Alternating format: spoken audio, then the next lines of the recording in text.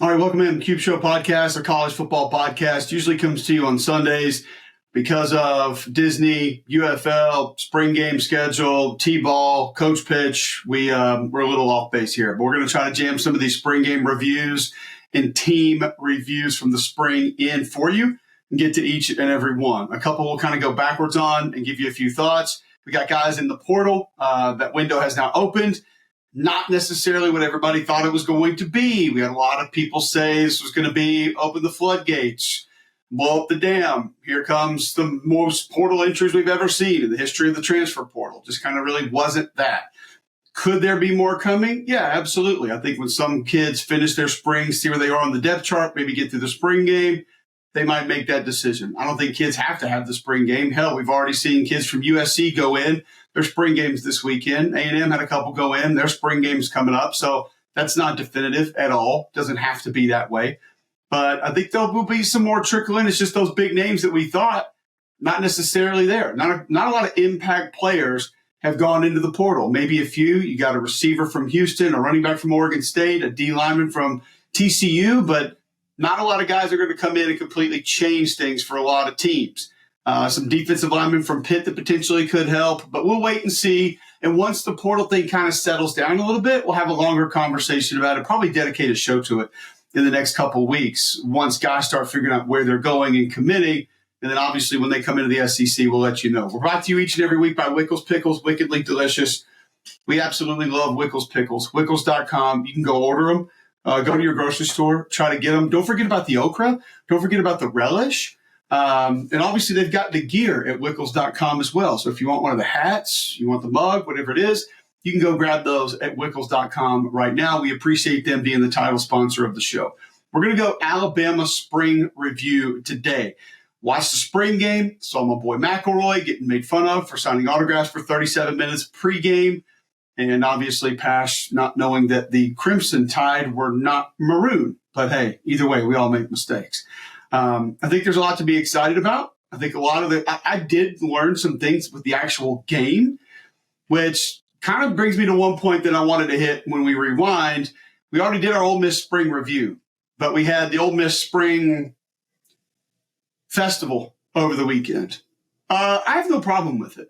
Would I much rather have football from any school? Yeah, sure. I want to learn as much as I can about teams before we go into a season as humanly possible.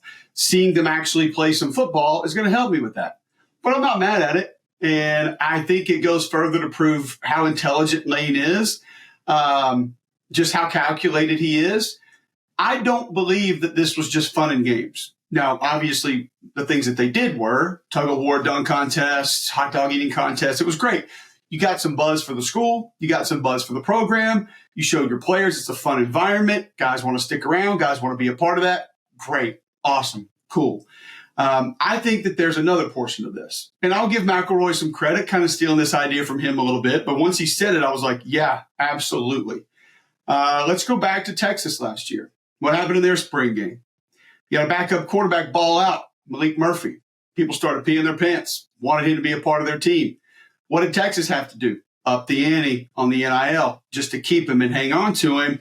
And then obviously still probably knew you were going to lose him at one day, and eventually they do. I think a lot of this is hiding your talent and not letting a second-string receiver or third-string running back or second-string edge defender or cornerback go out there and make a bunch of plays, and all of a sudden somebody sees it and says, that kid could help us. What if we gave him this? And then you get him and he comes in. He wants to leave.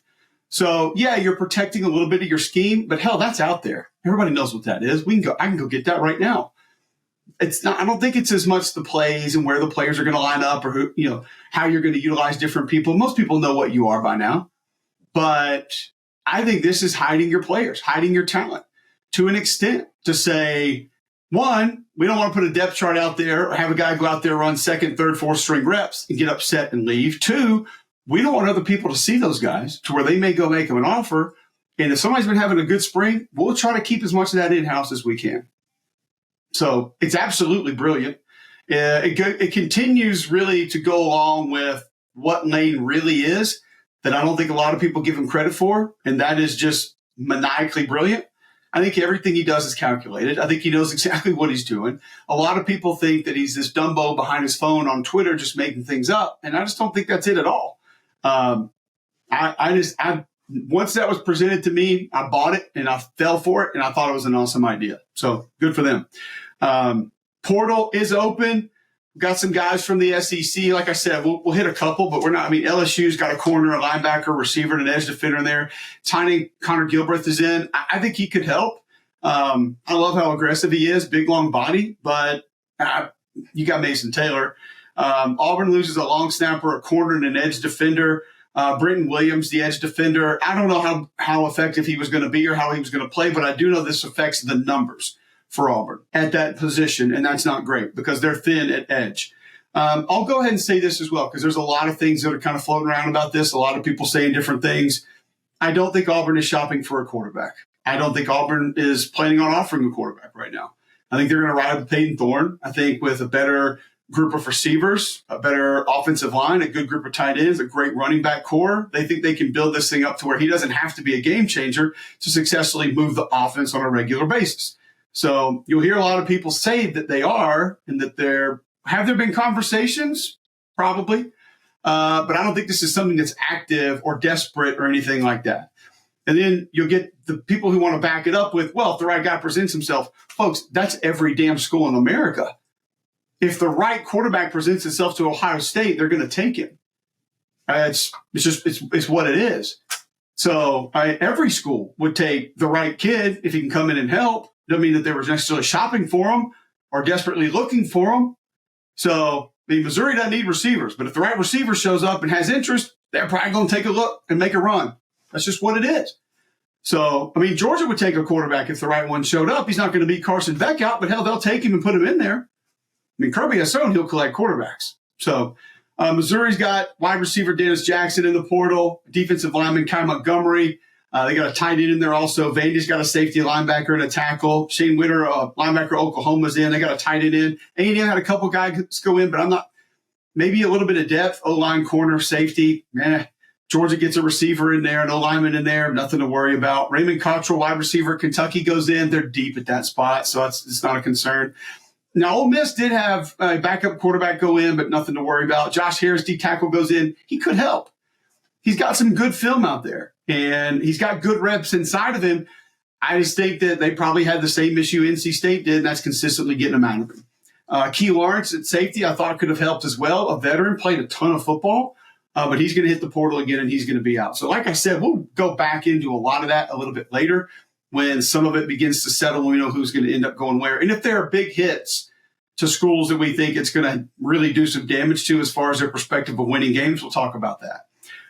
Blue Delta Jeans, speaking of Oxford, Mississippi, the most comfortable denim you will ever wear. Go to bluedeltajeans.com. You can get fit digitally now. You got Mother's Day coming up, Father's Day after that. You got graduation. Great gift is the Blue Delta Jeans gift card. Get these youngsters set with a beautiful pair of jeans that they can wear to the office. They can wear out on a date, whatever it is. You can dress them up, dress them down, casual, flexible, stretchy, breathable, and they're fit just for you. So you're going to love Blue Delta Jeans. Go to bluedeltajeans.com right now and tell them you heard about them right here on Cube Show. Nick and the guys will take great care of you. They were just over in Augusta at the Masters getting some folks fitted up there. So, but this Alabama team, I think there's a lot to be excited about. I really do. And one cool thing about the spring, because a lot of people will tell you can't learn anything from a spring game. Nothing happens in the spring game. I think it got a good little peek into offensively, defensively, what might be a little bit different. Offensively, you got to see how some of the things are going to be mirrored up. And you got to pay attention here, but you'll run split zones so that tight end will come across. Well, guess what they're going to do? Sometimes they're going to pull it and throw it to him. You got to see the offense formations evened up a little bit more pistol formation. That doesn't give the defense a chance to cheat you right or left with the back being offset. Then pistol formation, move the back late to run the play from one direction to the other. A lot of pre-snap movement. There have been times in the past where the presentation of the Alabama offense was a little bit, here it is, good luck stopping it, and they had better players, so it didn't really matter. Now, that wasn't the case under Lane or under Sark, but maybe last year it happened a little bit more than Tommy wanted it to because they were having such a hard time finding out the identity of that offense, and it changed multiple times throughout the course of the season. Either way, you got a little peek at just sort of how that's going to be and how it's going to go.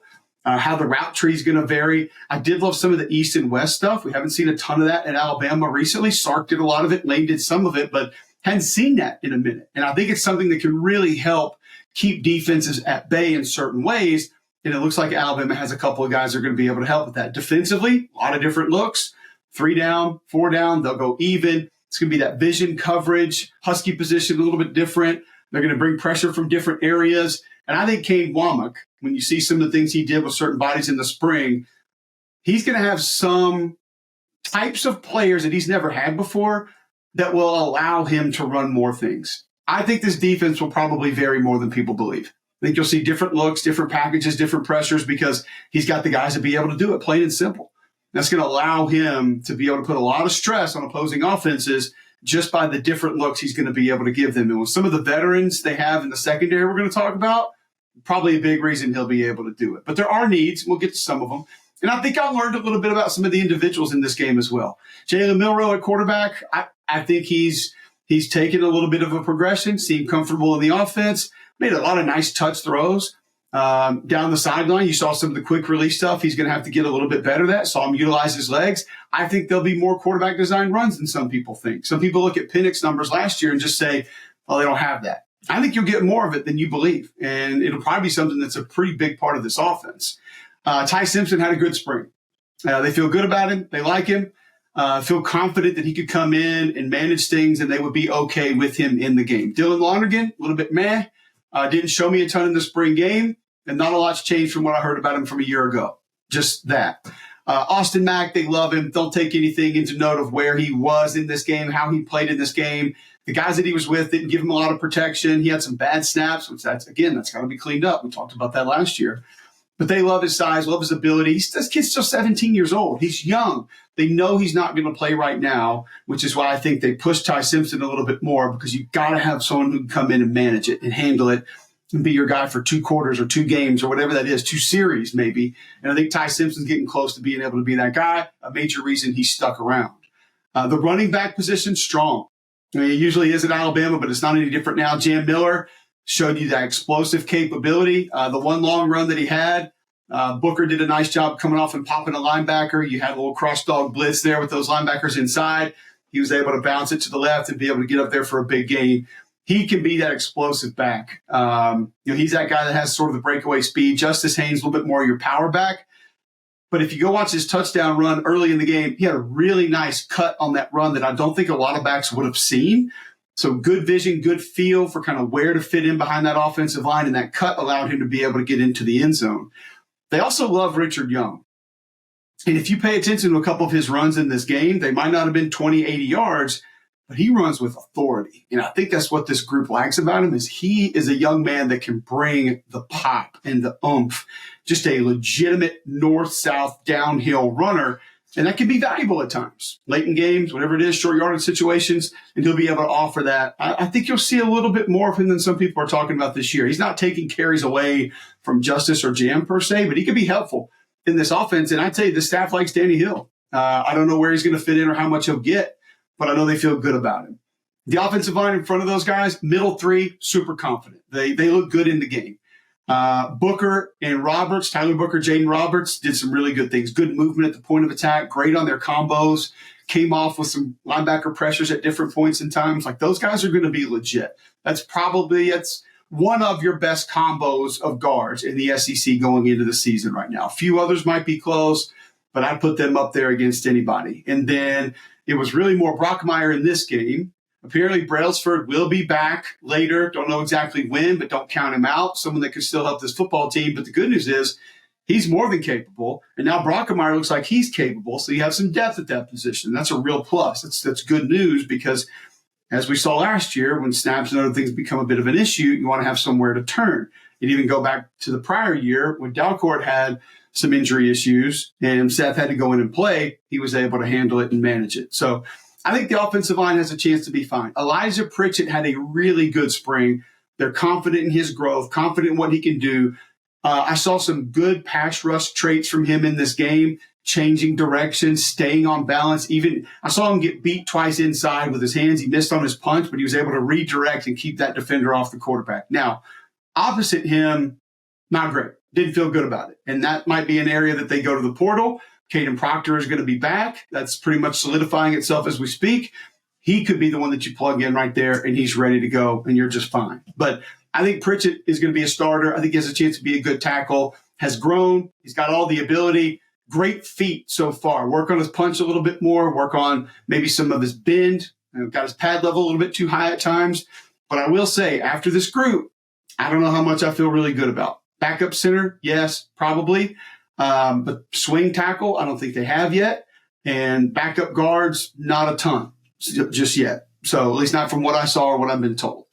But that group has a chance to be strong, specifically with the middle three and how they're going to operate, and maybe a little bit more RPO based, where you got to have the middle solidified just to be able to run some of that stuff. You have to. Tight ends are going to help. They got a big group of tight ends, physical group of tight ends. There were a couple where C.J. Dupree and the offensive tackle latched onto somebody, and it was legit movement, 2-3 yards of movement. And that's what C.J. is going to bring. He brings that oomph along with Robbie Oots, who we know can handle it. You saw him operate as the splitter a few times coming across the line of scrimmage. You know, he can essentially be your hard hat, dirty work guy. He's cut out for it. That's what he does. But he's valuable. Not a lot of teams have that guy. Number one, that wants to do it. And number two, that's good at it, that excels with it. And he does. It'll be a valuable piece of, I think, their run game and how they want to operate that offense this season. Danny Lewis, another guy that can help there at tight end. But I think the in-between guy, just off of the tight end conversation, is going to be Caleb Oden. You saw him have a nice catch in traffic, and it was a little bit later in the game. And even Pash and Greg talked about that was somebody they thought they'd mention just a little bit more. I know the coaches like this young man. Tight end, receiver, back and forth. He's sort of that hybrid player, in-between tweener, that if they can get him to buy into being in line a little bit more, maybe he can help you there. But a flex guy that looks like a tight end, so they have to at least be identified as a tight end at some point. So you got to get guys that are willing to be able to get in there. That's why you guys that listen to this show, you hear me say, man, he's willing to get in there and put his face mask into the chest of a defender. He at least gets in there, shoots his hands, runs his feet. I don't need a devastating blocker at tight end. Show me you're willing to do it. Therefore, we can force the defense to identify you as a tight end. Now we can move you around, and we can find some mismatches, cause some problems, and get you some footballs. Got to get that part of his game going. But, man, he can run. He's got a good catch radius, somebody that I think can really help this football team. And if he is a receiver, I think that's okay, because there's not a lot of bigger bodies in this receiving core. I think right now it's a solid receiving core. I think they feel good about it. Cole Adams will be in the slot. They feel fine with what he's going to be able to offer. You know, Prentice and Law, somewhat similar. I think Kendrick Law is a little bit stronger. He's not a big kid, but he's strong. He plays stronger than he really is. And he may have found a little bit more value in this offense, and we got a peek of it in the spring game. You saw the little push pass, end around. You saw the reverse. I think he can handle that. I think physically, because of that strength, he can hold up getting some of those kind of carries. And that's that east-west portion that we saw a little bit of in this game that I absolutely love. The quick game's going to be there. The shots down the field are going to be there. The run game will be there, and the run game will be complex, especially with some of the movements, the splitters, the formations we talked about. Add the Q run to that. It makes it more complicated. But now you get some east-west threats, which Alabama's had some guys that can do it, haven't utilized it a ton, with maybe Law and Emmanuel Henderson, the high school quarterback, kick returner, running back that didn't really know receiver very well when he got to school, even though Jim Bob Strickland, his high school coach, kind of helped him develop that before he came. This is a young man that can burn. You saw him go side to side, had a good catch, dropped the ball, but he's somebody that has different speed. I mean, different speed. And if he's utilized that way, sideline to sideline, he forces defense to defend you in a different way also. He's going to be in the mix. He's going to be a part of it. And I think his speed is valuable enough for them to sort of force him in, even if there's a minor headache or two along the way. I'm excited to see him get going, because I know he's put a lot into actually learning the receiver position. And I do think he has a better understanding of it now from what I've been told. And he's a guy that could really potentially help this offense. The guy everybody was surprised about was Jeremy Bernard. 6'1", 203, made some contested catches down the field. It shouldn't be a big surprise to people that watched Eddie Washington. Now, he wasn't one of the 2,000-yard receivers that they had. He doesn't run like Odunze does, but he's a bigger body receiver that has a good catch radius, that can run routes, not afraid to go up and get the football. Right now, he's that guy for Alabama. And the value of him coming in will be shown early and often. But the receiving core, I think, just is looking for a couple more bigger bodies. Don't necessarily have that. And maybe can you get consistent with your take your top off guy? That could be Emmanuel Henderson. We'll see. But I came out of this feeling a little bit better about that group because of some of the different things they might be asked to do. But the consistency still can take an extra step. Jalen Hill's going to miss the majority of the season. Don't know exactly when they'll get him back. It's not going to be soon. And that was a little bit of a bigger blow. All right, so we'll go to defense. Defense, Tim Smith, the first guy up front, when we talk about defensive lines, got to pick up. Pete Golding told me this 3-4 years ago. When it's on, and it's humming, and it's hard to block, and he can get it. But a lot of times it's not. The consistency's just got to be there. And when we talked to Auburn and Jason Jones, some of you hit in the comments like, well, if he hadn't done it in 4 years, it's not going to happen now. Well, there's a couple kids at this program that a few years down the road had gotten it done. And two, Justin DeBoer being one last year, that the light did come on. And one that was in the Senior Bowl 2 years before that where the light came on late. It can happen. It can absolutely happen, and he's got that ability to be able to make it go. Tim Keenan did some good things in this game. You saw him really strike and shed in the spring game, get those offensive linemen extended and throw them off. But he played great football down the stretch last year. Damon Payne loved his hands in this game, took advantage of some offensive linemen, tossing them around a little bit. 44 is going to be a guy that helps. Felt pretty good about him, but saw some things in the spring game that I think are going to be able to help as well. You know, Jaheim Otis is going to be there in the fall. We know what he's capable of. He'll be fine. Isaiah Finn, 88, was a guy that stuck out a little bit, flashed a little bit in the spring game. I haven't heard a lot about him, but you saw him disrupting a little bit, kind of getting into the backfield, forcing some runs to bounce back, getting there in the pass rush a little bit. Think he might be able to help. James Smith, 47, had some good pass rush moves from inside, so he could be somebody that helps a little bit as well. Defensive end, LT Overton, I think he wore 22 in this game. Good pass rush moves off the edge. I was impressed with his bend and his get off. For a 265, 260-ish defensive end, like I like the quickness. And from what my understanding is he's been very impressive in the spring. So he'll help at defensive end. He'll add some pass rush. Jamarian Latham, 20, good bend, good get off as well. He's going to help over there at defensive end. And then you have the little more twitchy guys like a Keon Keeley, young pup, has a ton of ability, freakish athlete. 31 will be able to get it off the edge a little bit too. But the actual edge defenders, Quindarius Robinson, solid. Great length, going to be able to help. Keanu Coote, freaky talent, freaky ability. He's somebody that when he's turned loose, he's going to be able to be a problem. And I think he'll continue to grow and he'll continue to get closer.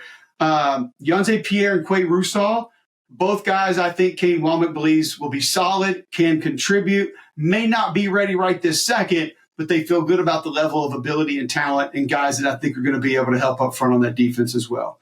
The linebackers off the ball, the first two, no problem at all. We know what Jihad Campbell is. We know what Deontay Lawson is. That's not going to be an issue. You did see some flashes of Justin Jefferson and his speed and how he's able to get sideline to sideline.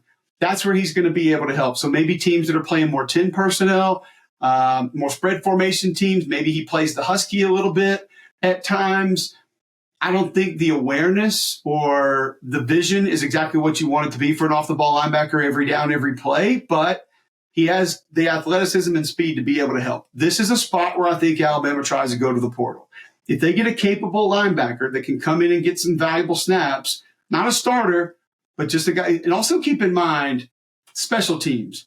What are the two positions that do more on special teams than anybody else? Probably off-the-ball linebacker and safety.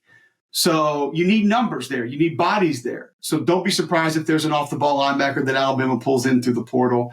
Justin Okoronkwo, I think you saw him. He had a run-through, tackle for loss, good explosive abilities, just young, needs some time. Nolan Asbury, a lot of speed, twitched up, but don't know exactly how he's going to be utilized just yet. Maybe could help. We'll see, but I think they go get one. That Husky position I mentioned, Red Morgan's sort of the guy right now. I mentioned Jefferson maybe can help you a little bit there. Devontae Smith could be somebody who helps there coming off an injury, not 100% just yet, but wouldn't be surprised if he's somebody who can help. Maybe sort of be that guy in that spot. Safety, you got Malachi Moore, and apparently Keon Sabb has been an amazing pickup. physicality, speed, awareness, leadership. Like, it's all sort of working out with him. He is going to end up being a massive get for Alabama with some versatility to add on the back end of that defense. Cornerback's a position a lot of people are worried about. I understand it. Kool-Aid McKinstry, Terrion Arnold are moving on. But Xavier Brown, I think, is a name similar. We're going to talk about him in a similar fashion that we did Terrion Arnold, where he wasn't the focal point coming into the season. But at the end of the year, we're going to look back and be like, man, that kid came a long way. Whew, he did a lot. Because my understanding is that he gets it. He can absorb it. He can apply it very quickly. He can adapt. He's ready. That's the way that it's been explained to me, and that I understand it. Carries himself like a veteran. So don't be surprised if he's a guy that helps. Damani Jackson, his physicality, the USC corner coming in, he'll be one of those guys. Mbakwe could help. Javier Mincy, I think, could help. Zalil potentially could be a guy that gets a lot of reps as well. I think there's good numbers long-term here. I don't know if all of those guys are going to be game ready right now once we get to the opener, but I think you have enough. And I think the secondary, with a little bit of an altered way that they're going to operate, not as much pattern matching and a little bit more of the vision coverage, they're going to be fine. And with the different looks that you're going to see, and keep in mind, like, you're going to see some 3-3-5. Like, Colin Hitchler is a guy that you need to know about on this Alabama staff. He was up there with Fickle. They toured around with some different looks, and he'll be able to get them in and out of some of these things that not a lot of SEC teams have seen. And they'll be able to move some different guys, play different linebackers and apexes in different places. You'll get some 5 down that I think Alabama's going to play this year, something that I think that really and truly Kane's probably wanted to play for a while, but hasn't had the bodies to be able to do it. And now they'll be capable of doing that. So what questions did I have that were answered in this spring game? Some of the receivers, how they're going to be utilized, are they capable? Yes, feel good about it. Offensive line, middle 3 solidified. 1 tackle that has started coming back in. I told you guys a couple weeks ago, am I worried about his conditioning and being game ready? Yes. He didn't get a spring practice. He was already overweight. He went on spring break. He moved a couple times. Yeah, I'm worried about that part of it. Can Caden Proctor play? Yes. Physically, he's probably going to have a long way to go to be able to get there. It can happen, but when your focal point a couple of months before the season is just shedding pounds and not getting football ready, that's very different, and it puts you physically capable in very different ways of what you're able to do. The linebacker defensive line, sort of waves of players who could potentially be able to help. I feel actually a lot better about the D-line. Some of the bodies I saw doing different things, the get off, the twitch, the pass rush moves, I feel better about that group. I really do. Linebacker, concerned about depth. We've already seen Deontay Lawson get dinged up. If that were to happen, I think this team's in trouble, to be perfectly honest with you. But you've got versatility on the back end with Jackson, Moore, Sabb. I think you've got more physicality on the back end than people probably believe right now. I saw a couple of guys flying downhill to the football, coming up, wanting contact, making plays. And I think backup quarterback is one that you had to be a little bit concerned about. And if they're going to add more quarterback run, you need the next guy to be able to be ready and step up. So you got oomph in the middle on the offensive line. You got solid running backs. You have different backs you can work on, a heavy group of tight ends that are heavy-handed that are going to be able to help you in different ways. Pass pro, formations, and physicality. That's all a plus. Defensive line, I think you have a little bit more versatility than people give you credit for. So I think, what's it going to look like? We've got a couple of those answers in this as well. So I think there's a lot to be positive about, a lot to feel good about. The folks that are saying there's going to be this massive drop-off, I just don't see it. I actually think offensively they'll scheme some people up more than they have in the last year or two. That's going to be fun to watch. That'll be something that's really interesting for this Alabama defense. So it's going to be cool, man. I mean, I think there's a long way to go with it and a lot to be excited about. Kind of similar to a couple things that are coming up like Mother's Day. We're all excited about that, right? We love Mom. Blakely's Bouquets right here in Homewood. Had a couple people comment. They just moved to Birmingham. Thank you. I needed my go-to flower shop. Now you got it. Downtown Edgewood, Blakely's Bouquets, 205-579-4900. Give them a call today. Let them know what they can do for you. Get your Mother's Day orders in now, and you don't have to worry about it. All of Jefferson, all of Shelby County, they'll deliver there. Subscription service coming soon.